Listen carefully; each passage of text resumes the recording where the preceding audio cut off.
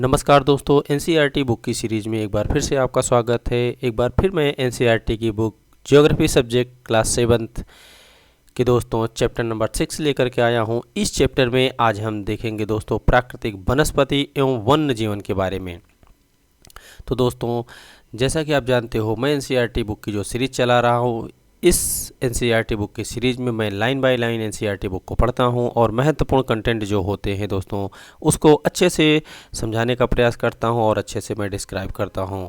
और जैसा कि आप जानते हो, मैं जो एनसीईआरटी बुक की सीरीज़ चला रहा हूं, ये एनसीईआरटी बुक की सीरीज़ दोस्तों उन दोस्तों के लिए बहुत ही महत्वपूर्ण है जो सीटेट या किसी स्टेट टेट की तैयारी कर रहे हैं, साथ ही साथ अन्य वनडे एग्जामों में भी आपकी हेल्प करेगी।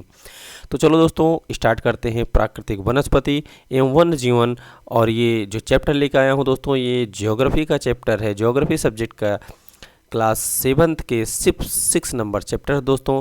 तो जैसा कि आप देख रहे हो प्राकृतिक वनस्पति, तो आज हम इस चैप्टर में देखेंगे प्राकृतिक वनस्पतियों के बारे में कि प्राकृतिक वनस्पति क्या होती हैं और प्राकृतिक वनस्पति कैसी होती हैं, इनसे क्या लाभ होता है, इनसे हमें क्या क्या लाभ होता है, इन्हें कैसे बचाया जा सकता है, इन सब के बारे में दोस्तों। और साथ ही साथ जानेंगे वन्य जीवन के बारे में, वन्य जीवन किस प्रकार से होता है, वन्य में कौन से जीव जंतु पाए जाते हैं और वन्य जीवों की क्या भूमिका होती है दोस्तों। तो चलो स्टार्ट करते हैं इस चैप्टर को। यहाँ पे देखो एक छोटी सी स्टोरी दी गई है किसी बच्चे की, तो उसको पढ़ते हैं पहले। सलीमा अपने ग्रीष्म शिविर से बहुत उत्साहित थी। अपने सहपाठियों के साथ वह हिमाचल प्रदेश में मनाली देखने गई थी। उसे सब स्मरण था कि बस जैसे जैसे चढ़ाई पर जा रही थी तो वह स्थलाकृति एवं प्राकृतिक वनस्पति के बदलते रूपों को देखकर कितनी हैरान हो रही थी। गिरिपद, ये दोस्तों याद रखना, गिरिपद जो है, गिरिपद बहुत ही महत्वपूर्ण है और गिरिपद अभी आपको आगे भी देखने को मिलेगा। तो गिरिपद किसे कहते हैं दोस्तों? जो पर्वतीय क्षेत्र होता है, जब हम मैदानी क्षेत्र से पर्वतीय यानी कि पहाड़ों की तरफ चढ़ना प्रारंभ करते हैं, तो जो सबसे पहला, जब हम जैसे ही चढ़ना प्रारंभ करते हैं दोस्तों, उस स्थान को गिरिपद कहा जाता है। तो गिरिपद में स्थित साल एवं सागौन के घने वन धीरे धीरे अदृश्य हो गए तथा पर्वतों की ढलानों पर पतली नुकीली पत्तियों तथा शंक्वाकार बितान लंबे वृक्ष दिखने लगे। तो आप यहाँ पर देख रहे हो, जैसे जैसे पर्वतों की तरफ चढ़ाई, मतलब यानी कि पर्वतों की तरफ जैसे जैसे वो बालिका चढ़ रही है, वैसे वैसे ये साल और सागौन के वृक्ष दिखना बंद हो जाते हैं। और किस तरीके से वृक्ष दिख रहे हैं दोस्तों? वहाँ पर पतली ओम नुकीली पत्तियोंदार। तो यानी कि इससे अनुमान यह लगाया जा सकता है, जो पर्वतों पर जो वृक्ष पाए जाते हैं उनकी पत्तियाँ पतली होती हैं और नुकीली होती हैं। और वहाँ पर देखो दोस्तों, शंक्वाकार बितान लंबे वृक्ष पाए जा रहे हैं। तो वहाँ के वृक्ष जो होते हैं दोस्तों, वो शंक्वाकार भी होते हैं पर्वतीय क्षेत्रों के। उसे पता चला कि वे शंक्वाधारी वृक्ष थे। तो वहाँ के वृक्ष दोस्तों शंक्वाधारी थे। शंकु आकार के जो वृक्ष होते हैं उन्हें शंक्वाधारी वृक्ष बोला जाता है। लंबे वृक्षों पर खिले लाल लाल फूलों पर उसका ध्यान गया। वे रोडोडेंड्रन के फूल थे दोस्तों। तो वहाँ पर देखो किस तरीके के फूल पाए जा रहे हैं दोस्तों, रोडोडेंड्रन के फूल। मनाली से आगे रोहतांग दर्रा, तो रोहतांग दर्रा दोस्तों हिमाचल प्रदेश में पड़ता है। ये भी यहाँ पे एक महत्वपूर्ण जानकारी निकल कर आती है कि मनाली से जब आगे बढ़ते हैं तो रोहतांग दर्रा पड़ता है और रोहतांग दर्रे के रास्ते से होकर के गुजरना पड़ रहा है।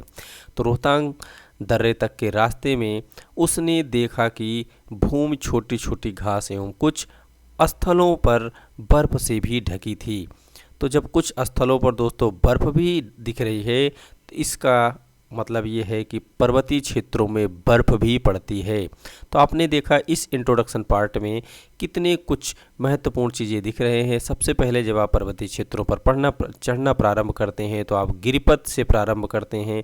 उसके बाद पर्वतीय क्षेत्रों में आपको पतली एवं नुकीलीदार वृक्ष मिलते हैं, शंक्वाधारी वृक्ष मिलते हैं दोस्तों, और रोडोडेंड्रन जैसे फूल दिखाई दे रहे हैं, वो पर्वतीय क्षेत्रों में पाए जाते हैं। रोहतांग दर्रा भी दोस्तों हिमाचल प्रदेश के क्षेत्र में पाई जाती है, वो देखा जाता है। रोहतांग दर्रा जो है वो हिमाचल प्रदेश के क्षेत्र में है और पर्वतीय क्षेत्रों में दोस्तों बर्फ़ भी पड़ती है। तो यहाँ पे देखो ये जो फूल दिख रहा है दोस्तों आपको लाल कलर का, रेड कलर का, यही फूल है दोस्तों रोडोडेंड्रॉन का फूल है दोस्तों, जो पर्वतीय क्षेत्र यानी कि शिमला के आसपास पाया जा रहा है। आगे देखते हैं, सलीमा के अवलोकन से यह अनुमान लगाया जा सकता है कि स्थल की ऊंचाई एवं वनस्पति की विशेषताएं एक दूसरे से संबंधित हैं। बिल्कुल दोस्तों, ये एक दूसरे से संबंधित होती हैं। ऊंचाई में परिवर्तन के साथ जलवायु में परिवर्तन होता है। ये महत्वपूर्ण है कि आप जैसे जैसे ऊंचाई पर जाते हैं वैसे वैसे जलवायु में आपको परिवर्तन देखने को मिलेगा, क्योंकि दोस्तों जब आप मैदानी क्षेत्र में होते हो तो वहाँ की जलवायु, वहाँ का मौसम कुछ अलग होता है, और उसी समय जब आप पर्वतीय क्षेत्रों यानी बहुत ऊंचाई पर जाते हो तो वहाँ की जलवायु आपको अलग देखने को मिलने लगती है और अलग सा आप महसूस करते हो वहाँ पर, तथा इसके कारण प्राकृतिक वनस्पति में भी बदलाव आता है। तो आप देख रहे हो ऊंचाई के कारण ही दोस्तों प्राकृतिक वनस्पति में भी बदलाव देखने को मिलता है। जैसा कि अभी आपने ऊपर देखा, यहाँ के वृक्ष, पर्वतीय क्षेत्रों के जो वृक्ष होते हैं वो शंक्वाकार वृक्ष आपको देखने को मिल रहे थे। वनस्पति की वृद्धि तापमान एवं नमी पर निर्भर करती है। तो ये महत्वपूर्ण होता है दोस्तों, जो वनस्पति की वृद्धि होती है वो तापमान एवं नमी पर निर्भर करती है। ये वनस्पति की वृद्धि के लिए बहुत ही महत्वपूर्ण कारक है तापमान और नमी। इसके अलावा यह ढाल एवं मिट्टी की परत की मोटाई जैसे कारकों पर भी निर्भर करती है।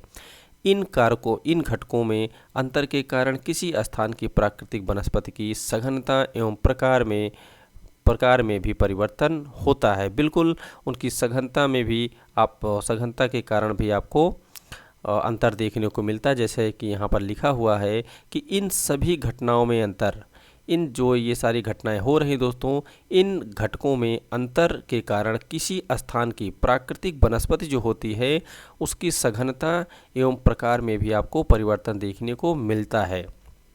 आमतौर पर प्राकृतिक वनस्पति को निम्न 3 मुख्य श्रेणियों में वर्गीकृत किया जाता है।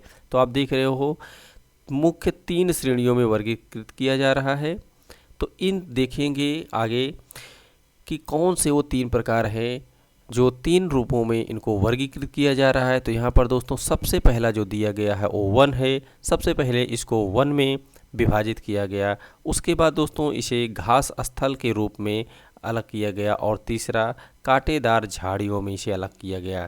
तो ये जो प्राकृतिक वन पाए जाते हैं, प्राकृतिक वनस्पति जो पाई जाती हैं, उन्हें इस प्रकार 3 श्रेणियों में बांटा गया। पहला वन, फिर घास, उसके बाद दोस्तों आप देख रहे हो झाड़ियाँ, कांटेदार झाड़ियाँ। तो सबसे पहले इसमें हम वन के बारे में पढ़ते हैं, किस प्रकार के वन पाए जाते हैं और वन की विशेषता के बारे में यहाँ पर क्या कुछ बताया गया है। जो वृक्ष के लिए उपयुक्त तापमान एवं परिपूर्ण वर्षा वाले क्षेत्र में उगते हैं, इन कारकों के आधार पर सघन एवं खुले वन विकसित होते हैं। तो ये देखो दोस्तों, यहाँ पर इसको समझने का प्रयास करो कि जो वृक्षों के लिए उपयुक्त तापमान एवं परिपूर्ण वर्षा वाले क्षेत्रों में उगते हैं।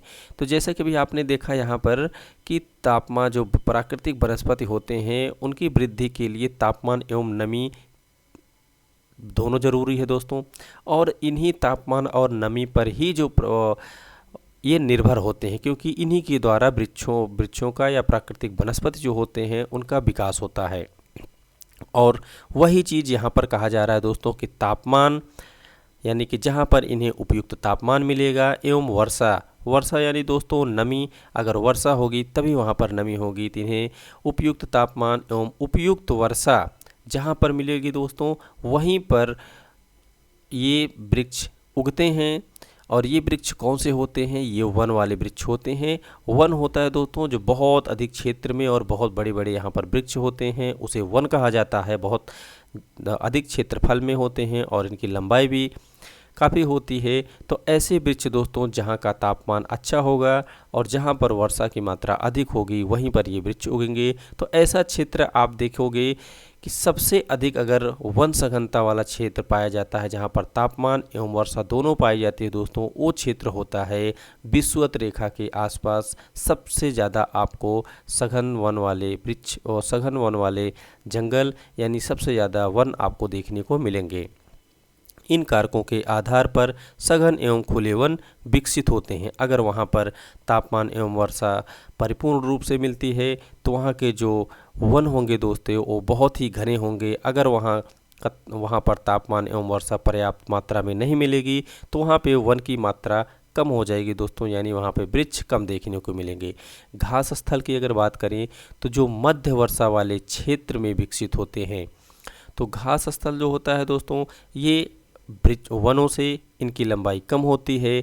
इस वजह से कम हो जाती है क्योंकि यहाँ पर पानी उतनी मात्रा में नहीं मिलता, यहाँ पर वनों से कम इनको पानी मिलता है, इसलिए इनकी लंबाई कम हो जाती है और इसलिए ये मध्य क्षेत्र में, मध्य वर्षा वाले क्षेत्र में ये उगते हैं। अब कांटेदार झाड़ियों के बारे में देखते हैं दोस्तों। तो जो मध्य वर्षा वाला क्षेत्र होता है उससे भी कम जहाँ वर्षा होती है वहाँ पर कांटेदार झाड़ियाँ उगती हैं। तो कांटेदार झाड़ एवं झाड़ियाँ केवल शुष्क क्षेत्रों में पैदा होते हैं।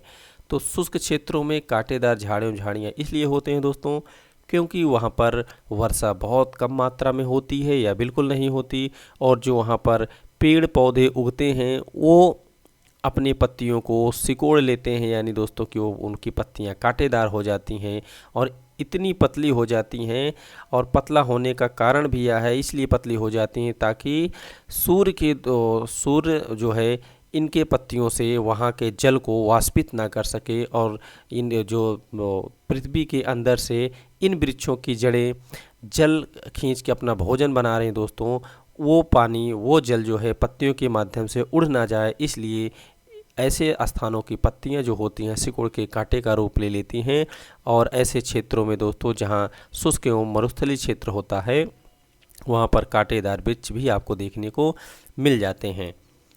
सलीमा हिमालय की यात्रा का अपना यह अनुभव अपने पिता को बता ही रही थी। उसके पिता विश्व के विभिन्न स्थानों पर जा चुके थे। उन्होंने सलीमा को विभिन्न महाद्वीपों के विभिन्न भागों में पाई जाने वाली विविध प्रकार की वनस्पतियों के बारे में बताया। उन्होंने उपध्रुवीय प्रदेशों में शंकुआकारी वन, देखो जो दोस्तों जो उपध्रुवीय प्रदेश होते हैं वहाँ शंकुधारी वन पाए जाते हैं, और रेगिस्तानों में दोस्तों कांटेदार झाड़ियाँ पाई जाती हैं। जैसा कि मैं भी आपको बताया कि वहाँ की पत्तियाँ जो हैं कांटों का रूप ले लेती हैं और पतली हो जाती हैं। तो ध्रुवीय क्षेत्रों में शंकुधारी वन और रेगिस्तानी क्षेत्रों में कांटेदार वन और आर्द्र प्रदेशों में घने उष्णकटिबंधीय वन पाए जाते हैं दोस्तों। तो ध्रुवीय क्षेत्रों में शंकुधारी वन क्यों पाए जाते हैं इसके बारे में मैं आपको आगे बताऊंगा, क्योंकि वहाँ पर बर्फ़ बहुत अधिक मात्रा में पड़ती है दोस्तों। इस वजह से वहाँ पे वृक्ष जो है शंकुधारी हो जाते हैं। और आर्द्र प्रदेशों में घने एवं उष्णकटिबंधीय क्षेत्र क्यों पाए जाते हैं इसके बारे में भी मैं आपको आगे बताऊँगा। उसका एक कारण ये भी होता है क्योंकि जो उष्णकटिबंधीय क्षेत्र होता है वहाँ ताप एवं वर्षा दोनों अधिक मात्रा में प्राप्त होते हैं वृक्षों को। दृष्टकाठ वनों के बारे में कई अन्य जानकारियाँ दी। सलीमा समझ गई कि हिमालय के क्षेत्रों में लगभग सभी प्रकार के वनस्पतियाँ पाई जाती हैं जो भूमध्य रेखा से ध्रुव की ओर जाने पर मिलती हैं। प्राकृतिक वनस्पति के प्रकार में बदलाव का मुख्य कारण जलवायु का बदलाव है। तो बिल्कुल दोस्तों, प्राकृतिक वनस्पतियां जो होती हैं उनके प्रकार में जो बदलाव देखने को मिलता है उसका मुख्य कारण होता है वहाँ की जलवायु। जिस प्रकार की जलवायु होगी दोस्तों उस प्रकार की वनस्पतियां वहाँ पर देखने को मिलेंगी। आइए हम विश्व के विभिन्न प्रकार की प्राकृतिक वनस्पतियों, उनके गुण एवं वहाँ प्रवास करने वाले अन्य वन्य जीवों की जानकारी प्राप्त करते हैं। तो आगे देखते हैं दोस्तों वन एवं उष्णकटिबंधीय सदाबहार वन। तो वन के बारे में देखेंगे दोस्तों, और वन में जो उष्णकटिबंधीय सदाबहार वन देखेंगे उसके पहले यहाँ पर देखते हैं एक छोटी सी जानकारी दी गई है। ब्राज़ील के उष्णकटिबंधीय सदाबहार वन इतने विशाल हैं कि पृथ्वी के फेफड़े की तरह प्रतीत होते हैं। तो देखो दोस्तों ये बहुत ही महत्वपूर्ण है। जो दक्षिणी अफ्रीका का शहर है एक ब्राज़ील दोस्तों, वो बिल्कुल विषुवत रेखा यानी 0 डिग्री रेखा पर ही स्थित है। और 0 डिग्री रेखा पर दोस्तों सूर्य की किरण सीधी पड़ती है और वर्षा भी वहाँ पर सबसे अधिक होती है विषुवत रेखा पर। तो इस वजह से दोस्तों यहाँ के जो जंगल पाए जाते हैं बहुत ही घने जंगल पाए जाते हैं। तो जो ब्राज़ील में जो जंगल है दोस्तों वो बहुत ही बड़ा जंगल है। तो इसलिए ब्राज़ील जो है दोस्तों उष्णकटिबंधीय प्रदेश में आता है और यहाँ पर सदाबहार वन इतने विशाल हैं कि ये पृथ्वी के फेफड़े की तरह प्रतीत होते हैं। कितना महत्वपूर्ण है दोस्तों, और इसे पृथ्वी का फेफड़ा भी कहा जाता है। आगे देखते हैं उष्णकटिबंधीय सदाबहार वन किसे कहते हैं। तो इन वनों को उष्णकटिबंधीय वर्षा वन भी कहा जाता है। देखो, जो उष्णकटिबंधीय सदाबहार वन होते हैं उसे उष्णकटिबंधीय वर्षा वन भी कहा जाता है, क्योंकि यहाँ पर उष्णकटिबंधीय क्षेत्र जो होते हैं वहाँ पर वर्षा भी अधिक होती है। ये घने वन भूमध्य रेखा एवं उष्णकटिबंधीय के पास पाए जाते हैं। जैसा मैं आपको बताया कि ये उष्णकटिबंधीय क्षेत्र जो है दोस्तों विषुवत रेखा के आसपास का क्षेत्र होता है और यहाँ पर पर्याप्त मात्रा में तापमान और वर्षा दोनों प्राप्त होता है इन वृक्षों को, इसलिए यहाँ पर घने वन एवं सदाबहार वन पाए जाते हैं। ये क्षेत्र गर्म होते हैं एवं पूरे वर्ष यहाँ अत्यधिक वर्षा होती है। चूँकि यहाँ का मौसम कभी शुष्क नहीं होता, इसलिए यहाँ के पेड़ों की पत्तियाँ पूरी तरह नहीं झड़ती, इसलिए इन्हें सदाबहार वन कहा जाता है। अब दोस्तों, यहाँ की पत्तियाँ क्यों नहीं सूखती? क्योंकि जो विषुवत रेखा होता है, विषुवत रेखा पर सूर्य सीधे चमकता है। सीधे चमकने की वजह से यहाँ का तापमान बहुत अधिक होता है और यहाँ पर दोस्तों वृक्षों की भी संख्या अधिक है। यहाँ का मौसम भी बहुत अच्छा होता है, इसलिए यहाँ पर प्रत्येक दिन यहाँ पर वर्षा होती है और प्रत्येक दिन वर्षा होने की वजह से यहाँ के वृक्षों को प्रत्येक दिन पानी मिल रहा है, पर्याप्त मात्रा में धूप मिल रही है, ताप एवं यहाँ पर नमी दोनों चीज़ प्राप्त हो रही है दोस्तों। इस वजह से यहाँ के वृक्ष हरे भरे बने रहते हैं और यहाँ के वृक्षों के पत्ते नहीं झड़ते, इसलिए इन वृक्षों को सदाबहार वन कहा जाता है। तो काफ़ी घने वृक्षों की मोटी बितान के कारण दिन के समय भी सूर्य का प्रकाश वन के अंदर तक नहीं पहुंच पाता। तो आप देख रहे हो कितने घने जंगल हैं कि सूर्य का प्रकाश भी इन जंगलों के अंदर तक नहीं पहुंच पा रहा है। आमतौर पर यहाँ दृढ़ काष्ठ वृक्ष जैसे रोडबुज, देखो दोस्तों ये बहुत ही महत्वपूर्ण होते हैं कि उष्णकटिबंधीय सदाबहार में कौन कौन से वन आते हैं। तो जो मुख्य वृक्ष है दोस्तों उसमें रोडबुज आता है, आबनूस आता है, महोगनी आता है, ये सारे वृक्ष पाए जाते हैं उष्णकटिबंधीय सदाबहार वन क्षेत्र में। तो रोजवुड, आबनूस और महोगनी महत्वपूर्ण वृक्षों में से हैं दोस्तों। तो आप देख रहे हो उष्णकटिबंधीय सदाबहार वन कितने हरे भरे होते हैं और कितने घने होते हैं दोस्तों। एनाकोंडा विश्व का सबसे बड़ा सांप उष्णकटिबंधीय वर्षा वन में पाया जाता है। यह मगर जैसे बड़े जानवरों को मार और खा सकता है। तो देखो दोस्तों, जो एनाकोंडा सांप होता है कितना खतरनाक होता है। अभी हमने उष्णकटिबंधीय सदाबहार वन के बारे में पढ़ा, अब हम देखते हैं उष्णकटिबंधीय पर्णपाती वन। ये उष्णकटिबंधीय पर्णपाती वन ऐसे होते हैं दोस्तों जो समय समय पर अपने पत्ते गिरा देते हैं, उसके बाद फिर से नए पत्ते उसमें उगते हैं। तो ऐसे वृक्ष कहाँ पर पाए जाते हैं और कौन कौन से वृक्ष होते हैं और क्यों अपने पत्ते गिरा देते हैं, इसका क्या कारण है, तो आओ यहाँ पर जानते हैं दोस्तों। उष्णकटिबंधीय पर्णपाती वह मानसूनी वन जो उष्णकटिबंधीय पर्णपाती वन होते हैं वो मानसूनी वन होते हैं, यानी कि ये मानसून के हिसाब से इनमें पत्तियां उगती हैं और मानसून के हिसाब से इनकी पत्तियां गिर जाती हैं। जो भारत में पाए जाती हैं दोस्तों, भारत में उत्तरी ऑस्ट्रेलिया एवं मध्य अमेरिका के बड़े हिस्सों में पाई जा रही। तो आप देख रहे हो ये 3 क्षेत्रों में पाई जाती हैं, एक तो भारत में, फिर उत्तरी ऑस्ट्रेलिया में और मध्य अमेरिका के बड़े हिस्सों में पाए जाते हैं। इन क्षेत्रों में मौसमी परिवर्तन होता है। तो इन जगहों पे दोस्तों मौसमी परिवर्तन हो रहा है। मौसमी परिवर्तन होने के कारण इन हिस्सों में उष्णकटिबंधीय पर्णपाती वन पाए जाते हैं। अब इन हिस्सों में मौसमी परिवर्तन क्यों होता है उसके भी बारे में अभी हम समझेंगे। जल संरक्षित रखने के लिए शुष्क मौसम में यहाँ के वृक्ष पत्तियाँ झाड़ देते हैं। तो आप देख रहे हो किस लिए दोस्तों, क्योंकि जल संरक्षित रख सकें, जल जो है पत्तियों के द्वारा वाष्पित होकर के उड़ न जाए, सूखा जैसा माहौल न बने दोस्तों। यानी कि जो वृक्ष अपनी जड़ों से जल को भोजन के रूप में प्राप्त कर रहे हैं वो जल जो होता है पत्तियों के द्वारा वाष्प के रूप में उड़ जाता है। ऐसा ना हो इसलिए एक मौसम ऐसा आता है जब सारे पेड़ पौधे अपनी पत्तियों को गिरा देते हैं दोस्तों। इन वनों में पाए जाने वाले दृढ़काष्ठ वृक्षों में साल, सागवन, नीम और शीशम जैसे वृक्ष आते हैं। दृढ़काष्ठ वृक्ष फर्नीचर, यातायात एवं निर्माण सामग्री बनाने के लिए बहुत उपयोगी होते हैं।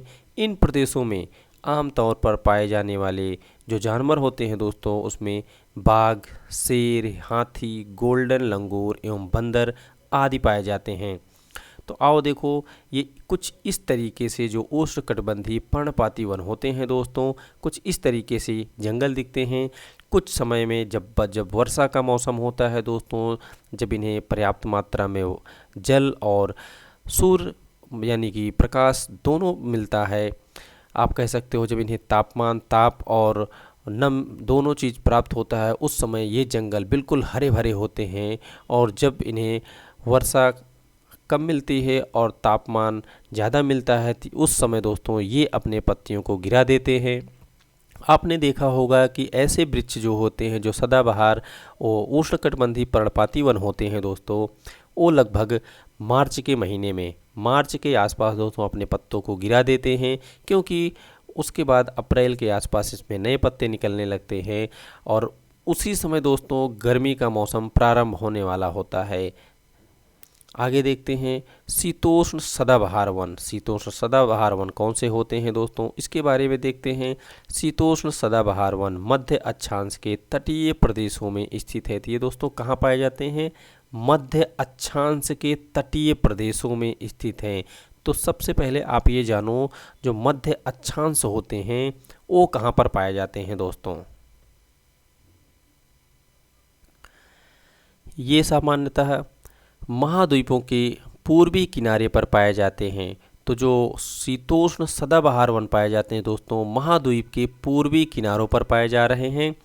तो देखो यहाँ पे 2-3 जानकारी मिलती है। एक तो मध्य अक्षांश के तटीय प्रदेशों में स्थित है। तो जो मध्य अक्षांश है दोस्तों, सबसे पहले आप ये देखो मैप में कि 0 डिग्री जो रेखा है दोस्तों, वो एकदम मध्य से जा रही है, ग्लोब में वो बिल्कुल मध्य से जा रही है। तो इसी के आसपास की बात है दोस्तों। तो जितने भी मध्य अक्षांश रेखाएं होंगी उन्हीं के आसपास, तो यहाँ पे कुछ देशों के नाम दिए हुए हैं, उनसे अनुमान लगाएंगे कि किस अक्षांश रेखा के आसपास का ये क्षेत्र होगा। पहले आपने ये देखा कि मध्य अक्षांश की बात हो रही है, और दूसरा दोस्तों ये तटीय प्रदेशों की बात हो रही है। तो तटीय प्रदेशों जो महासागरों के तट के आसपास क्षेत्र होगा वहाँ पर। तो महाद्वीप जो है दोस्तों, उसके पूर्वी किनारों पर भी ये पाए जाते हैं। तो सबसे पहला देश दोस्तों दक्षिण पूर्वी अमेरिका। तो आपने देखा दक्षिण पूर्वी अमेरिका जो है दोस्तों, वो लगभग कर्क रेखा के ऊपर स्थित है। तो कर्क रेखा के आसपास की बात हो रही है दोस्तों। उसके बाद दक्षिणी चीन, ये भी दोस्तों कर्क रेखा के आसपास की बात हो रही है। उसके बाद दक्षिण पूर्वी ब्राज़ील। तो अगर हम दक्षिण पूर्वी ब्राज़ील की बात करते हैं दोस्तों, तो ये आता है मकर रेखा के आसपास की बात। और इन क्षेत्रों में दोस्तों शीतोष्ण सदाबहार वन पाए जाते हैं। और यहाँ पर जो पाए जाने वाले वृक्ष हैं उसमें बांज, चीड़ और यूकेलिप्टस जैसे दृढ़ एवं मुलायम दोनों प्रकार के पेड़ पाए जाते हैं। तो आप देख रहे हो यहाँ पर महत्वपूर्ण जो वृक्ष हैं दोस्तों, उसमें बांज आता है, चीड़ आ रहा है और यूकेलिप्टस जैसे वृक्ष आते हैं जो मुलायम और दृढ़ दोनों प्रकार के वृक्ष पाए जाते हैं दोस्तों। तो आप यहाँ पर देख सकते हो किस प्रकार के ये वृक्ष होते हैं शीतोष्ण सदाबहार वन जो है दोस्तों। आगे देखते हैं शीतोष्ण पर्णपाती वन। तो शीतोष्ण पर्णपाती वन कौन कौन से होते हैं इसके बारे में देखते हैं। यहाँ पर उच्च अक्षांश की ओर बढ़ने पर, यानी कि दोस्तों जैसे जैसे हम मध्य अक्षांश से उच्च अक्षांश की ओर बढ़ने पर अधिक शीतोष्ण पर्णपाती वन मिलते हैं। चित्र 6.11 ये उत्तर पूर्वी अमेरिका, चीन, न्यूजीलैंड, चिली एवं पश्चिमी यूरोप के तटीय प्रदेशों में पाए जाते हैं। तो यहाँ पर देखो दोस्तों कुछ महत्वपूर्ण देश के नाम दिए गए हैं कि किस तरीके से हम उच्च अक्षांश की ओर बढ़ते हैं। और कौन कौन से देश हैं, जैसे यहाँ पर पूर्वी अमेरिका की बात कही जा रही है तो कर्क रेखा से ऊपर दोस्तों पूर्वी अमेरिका है, और चीन भी कर्क रेखा के उत्तर में स्थित है। न्यूजीलैंड दोस्तों, अगर न्यूजीलैंड की बात करें तो ये मकर रेखा के दक्षिण में स्थित है। और चिली जो है दोस्तों, ये दक्षिण अमेरिका में स्थित एक देश है एवं पश्चिमी यूरोप के तटीय प्रदेशों में पाए जाते हैं। तो आप देख रहे हो, ये जैसे जैसे आप ध्रुव प्रदेश की तरफ बढ़ते हो उस तरीके से उस क्षेत्रों में शीतोष्ण पर्णपाती वन पाए जा रहे हैं। ये अपनी पत्तियां शुष्क मौसम में झाड़ देते हैं। यहाँ पाए जाने वाले पेड़ जो होते हैं वो बांज, ऐस और बीच के पेड़ पाए जाते हैं। और यहाँ पर कुछ जानवर भी पाए जा रहे हैं, जैसे हिरण, लोमड़ी, भेड़िए यहाँ के आम जानवर हैं।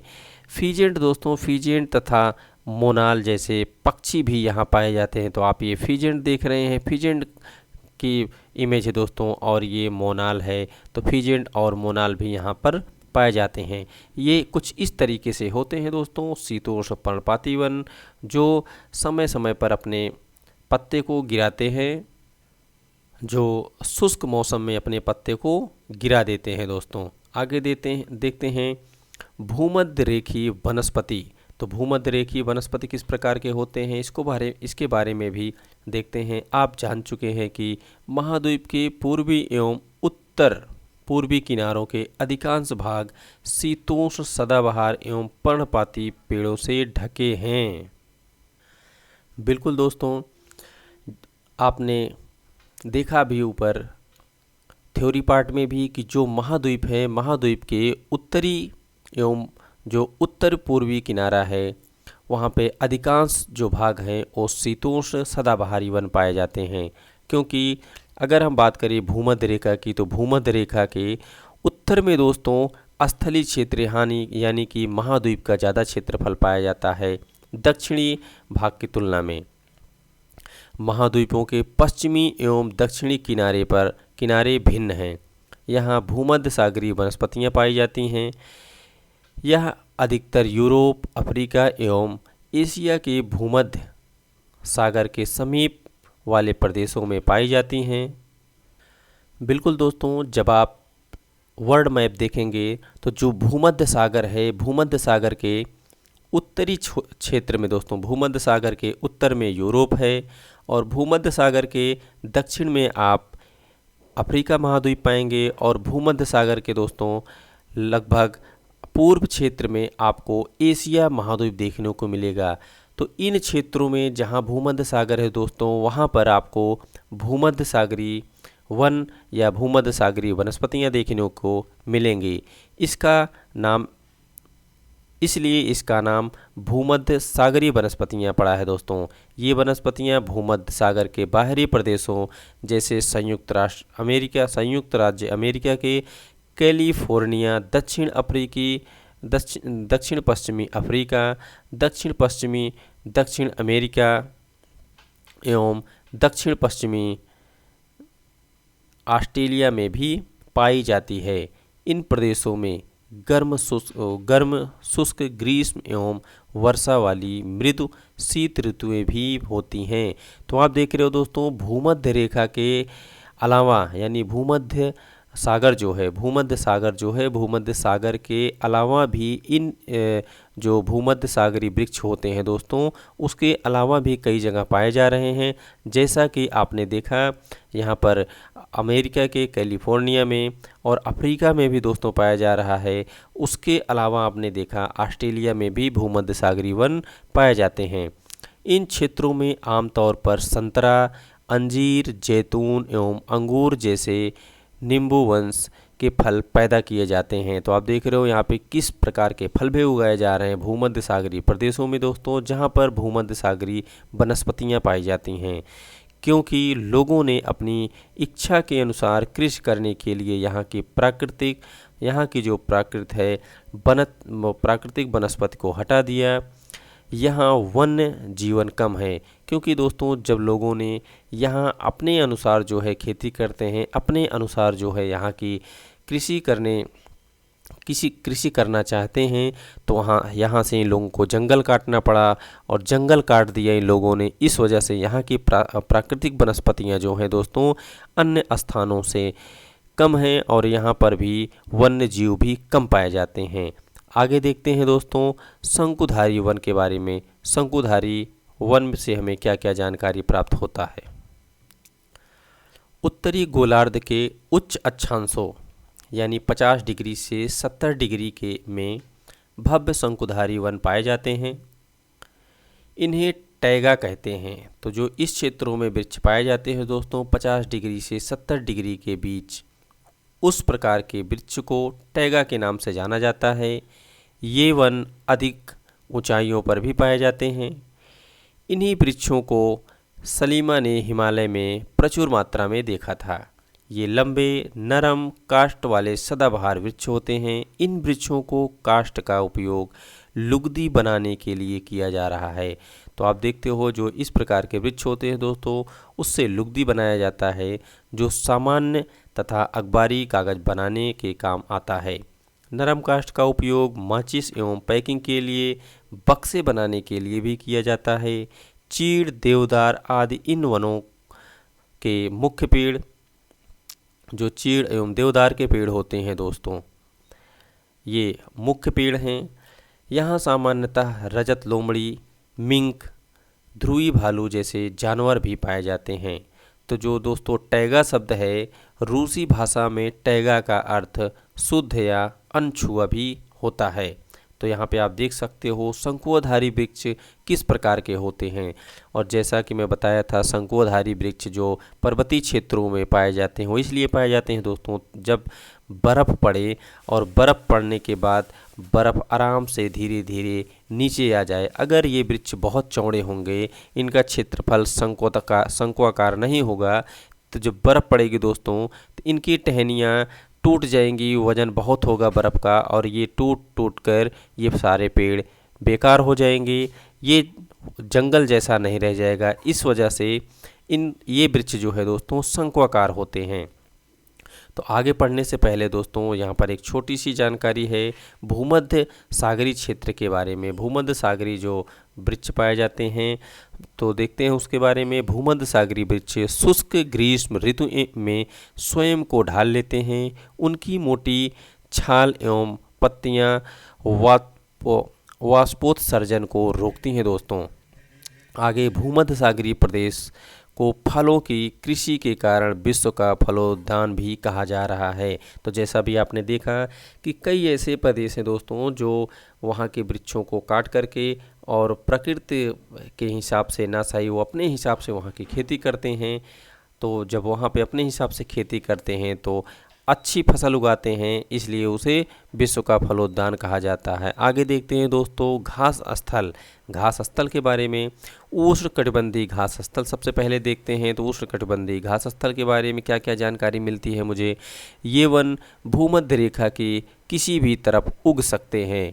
तो देखो दोस्तों जो उष्णकटिबंधीय क्षेत्र होता है वो भूमध्य रेखा के आसपास का होता है और ऐसे जो घास के मैदान होते हैं वो भूमध्य रेखा के किसी भी तरफ उग सकते हैं। तो भूमध्य रेखा के दोनों तरफ से उष्णकटिबंधीय क्षेत्रों तक फैले हैं। यहाँ वनस्पति निम्न से मध्य वर्षा वाले क्षेत्रों में पैदा होती हैं। यह घास काफ़ी ऊंची लगभग 3 से 4 मीटर की ऊंचाई तक बढ़ सकती है। तो आप देखो यहाँ पर जो पाई जाने वाली घास होती है दोस्तों वो 3 से 4 मीटर तक की ऊंचाई इनकी हो सकती है। अफ्रीका का सवाना घास। तो अफ्रीका में एक सवाना घास दोस्तों इसी प्रकार का घास का मैदान है। सामान्य रूप से उष्णकटिबंधीय घास स्थल में हाथी, जेब्रा, जिराफ, हिरण, तेंदुआ आदि जानवर पाए जाते हैं। क्योंकि दोस्तों अब इन घासों की लंबाई आप देख रहे हो 3 से 4 मीटर होती है। तो 3 से 4 मीटर दोस्तों बहुत अधिक लंबाई हो जाती है और वहाँ पर ये जानवर अपने आप आसानी से रह सकते हैं और अपने आप अपना भोजन ढूंढ सकते हैं दोस्तों। आगे देखते हैं शीतोष्ण घास स्थल। शीतोष्ण घास स्थल ये मध्य अक्षांश क्षेत्रों और महाद्वीप के भीतरी भागों में पाए जाते हैं। यहाँ के घास आमतौर पर छोटी एवं पौष्टिक होती है। तो ये दोस्तों जो भूमध्य रेखा के आसपास या उष्णकटिबंधीय क्षेत्र के आसपास घास पाई जा रही थी उससे इसकी लंबाई छोटी होती है और ये घासें उनसे ज़्यादा पौष्टिक होती हैं। शीतोष्ण प्रदेशों में सामान्यतः जंगली भैंस, बाइसन और एंटीलोप जैसे जानवर पाए जा रहे हैं। तो आप देख रहे हो यहाँ पर किस प्रकार के जानवर पाए जाते हैं। आगे देखते हैं कटीली झाड़ियाँ। कटीली झाड़ियाँ किस क्षेत्रों में पाई जाती हैं? शुष्क रेगिस्तान जैसे प्रदेशों में पाई जाती हैं। उष्णकटिबंधीय रेगिस्तान महाद्वीप के पश्चिमी किनारों पर पाए जाते हैं। ये बहुत ही महत्वपूर्ण है कि जो उष्णकटिबंधीय रेगिस्तान क्षेत्र होते हैं वो महाद्वीपों के पश्चिमी किनारों पर आपको देखने को मिलेंगे। और जब आप रेगिस्तान का पार्ट पढ़ेंगे, रेगिस्तान के चैप्टर को पढ़ेंगे, तो आप देखेंगे वहाँ पर कि ये जो महाद्वीप है, महाद्वीप के पश्चिमी किनारों पर आपको रेगिस्तान देखने को मिलेगा। तीव्र गर्मी एवं बहुत कम वर्षा के कारण यहाँ वनस्पति की कमी रहती है। विश्व के मानचित्र पर रेगिस्तान प्रदेश को चिन्हित करें। क्या आप भारत के बड़े रेगिस्तान का नाम बता सकते हैं? रेगिस्तान के कुछ जानवरों के नाम बताइए जिन्हें आप पहले जान चुके हैं। तो रेगिस्तान के जो जानवर है दोस्तों, उसको पिछले वीडियो में मैं आपको बता चुका हूं। जैसे ऊंट पाए जाते हैं, वहां पर छिपकली पाई जाती हैं और वहां पर दोस्तों मगरमच्छ पाए जाते हैं। इस प्रकार के जानवर, सांप भी पाए जाते हैं। तो इस प्रकार के जानवर आप पिछले वीडियो में आप पढ़ चुके हैं। यदि आप ध्रुवीय प्रदेश में जाएंगे तो वह स्थान आपको अत्यधिक ठंडा मिलेगा। वहाँ बहुत सी सीमित प्राकृतिक वनस्पति मिलती है। यहाँ केवल काई, लाइकेन एवं छोटी झाड़ियाँ पाई जाती हैं। तो देखो दोस्तों, यहाँ पर दो है जो ध्रुवीय प्रदेश में काई, लाइकेन जैसे झाड़ियाँ पाई जाती हैं। ये अल्पकालीन ग्रीष्म ऋतु के दौरान विकसित होती हैं। इसे टुंड्रा प्रकार की वनस्पति भी कहा जाता है। तो टुंड्रा प्रकार की वनस्पति दोस्तों यानी कि ये बहुत ठंडे होते हैं, इसलिए इन्हें टुंड्रा प्रकार की वनस्पति भी कहा जाता है। तो अभी आपने टुंड्रा के बारे में आपने ऊपर भी पढ़ा था दोस्तों। सॉरी दोस्तों, ऊपर आपने टुंडा नहीं बल्कि आपने टैगा के बारे में पढ़ा था। तो जो टुंड्रा प्रकार की वनस्पति होती हैं ये बहुत ही ठंडे होते हैं, इसलिए इन्हें टुंड्रा प्रकार की वनस्पति कहा जाता है। ये वनस्पतियां यूरोप, एशिया एवं उत्तरी अमेरिका के ध्रुवीय प्रदेशों में पाई जाती हैं। तो ध्रुवीय प्रदेशों में पाई जाने के कारण दोस्तों ये बहुत ठंडे प्रदेश होते हैं और इसलिए इसे टुंड्रा कहा जाता है। यहाँ की जानवरों के शरीर पर मोटे फर एवं मोटी चमड़ी होती है और मोटे फर और मोटी चमड़ी इसलिए होती है ताकि दोस्तों ये ठंड इन्हें ना लगे और ठंड को महसूस करने में दिक्कत ना होए, ये ठंड को आसानी से झेल सकें, जो उन्हें ठंडी जलवायु में सुरक्षित रखे। यहाँ पाए जाने वाले कुछ जानवर जो हैं उसमें सील है, वालरस है, कस्तूरी बैल, ध्रुवी भालू और ध्रुवी उल्लू, ध्रुवी भालू एवं बर्फीली लोमड़ी पाई जाती हैं दोस्तों। सलीमा के पिता ने उसे कुछ घने वनों के चित्र दिखाए। कुछ चित्रों में सलीमा ने देखा कि लोग वृक्ष को काटकर वनों को साफ कर रहे हैं। उनके पिता ने बताया कि स्थानीय लोग कृषि एवं आवास के लिए स्थान चाहते थे, इसलिए उन्होंने वनों को साफ कर दिया। सलीमा सोचने लगी कि अगर वनों को साफ कर दिया जाता है तो वन्य जीव कहाँ जाएंगे। बिल्कुल दोस्तों, अगर वनों को काट दिया जाता है तो ये सारे वन कहाँ जाएंगे? क्या ये पुनः वैसे ही बन पाएंगे? अगर सभी लोग इसी प्रकार पेड़ को काटते रहे तो भविष्य में पर्याप्त ऑक्सीजन, जलवाष्प, लकड़ी, फल, मेवे आदि नहीं मिल पाएंगे। बिल्कुल दोस्तों, ये सोचने वाली बात है और ये विचार करने वाली भी बात है। क्या आप सलीमा से सहमत हैं? अपने दोस्तों के साथ वनस्पति एवं प्राणी जगत की विविधता में हो रही कमी पर चर्चा करें। इनके संरक्षण के बारे में भी कुछ सुझाव दें। तो देखो दोस्तों, जो ध्रुवीय प्रदेश में पाए जाने वाले कुछ जानवर हैं उनके यहाँ पर चित्र दिए गए हैं और नाम भी दिए हैं। तो वालरस जो होते हैं, देखो वालरस जीव जो होते हैं दोस्तों जानवर, उनकी देखो कितनी मोटी चमड़ी पाई जा रही है ताकि वो ऐसे ठंडे जलवायु से बच सकें। और ध्रुवी भालू देखो दोस्तों कितना प्यारा और कितना अच्छा दिख रहा है और इसके ऊपर कितने अच्छे इनके बाल दिख रहे हैं ताकि इनको भी ठंड ना लगे। और सील जो जीव पाए जाते हैं उसकी भी चमड़ी दोस्तों कितनी मोटी पाई जाती है। अभी दोस्तों घास स्थल के बारे में पढ़ रहे थे। जब घास स्थल की बात आती है तो विश्व के कुछ प्रमुख घास स्थल हैं दोस्तों, उनको भी यहाँ पर देख लेते हैं। विभिन्न प्रकार के घास स्थल विभिन्न नामों से जाने जाते हैं। यहाँ पर दोस्तों उष्णकटिबंधीय घास स्थल हैं और शीतोष्णकटिबंधीय घास स्थल हैं। तो देखते हैं उष्णकटिबंधीय कौन कौन से घास स्थल हैं जो हमारे इस 7th क्लास की बुक में दिए हुए हैं। सबसे पहले देखते हैं पूर्वी अफ्रीका। तो पूर्वी अफ्रीका में दोस्तों सवाना घास का मैदान है जो अभी आपने पढ़ा था। उसके बाद ब्राज़ील शहर आता है। ब्राज़ील में दोस्तों कंपोस घास का मैदान आता है और वेनेजुएला में लानोस घास का मैदान आता है। तो ये दोस्तों जो है उष्णकटिबंधीय क्षेत्र में आते हैं, उष्णकटिबंधीय घास के मैदान हैं। अब देखते हैं शीतोष्णकटिबंधीय घास के मैदान। एक है अर्जेंटीना का पैम्पास घास का मैदान, उत्तरी अमेरिका में प्रेरी घास का मैदान और दक्षिण अफ्रीका में बेल्ड घास का मैदान। मध्य एशिया में दोस्तों स्टेपी घास का मैदान। तो आप देख रहे हो एशिया में एक घास का मैदान है जो स्टेपी घास का मैदान है और ऑस्ट्रेलिया में दोस्तों डान घास का मैदान। तो ये प्रमुख घास के मैदान थे जो पाए जाते हैं दोस्तों। तो इस तरीके से आज का ये चैप्टर समाप्त होता है दोस्तों। मुझे आशा है कि आपको अच्छा लगा होगा। अब हम मिलेंगे दोस्तों आपसे अगले वीडियो में। तब तक के लिए जय हिंद।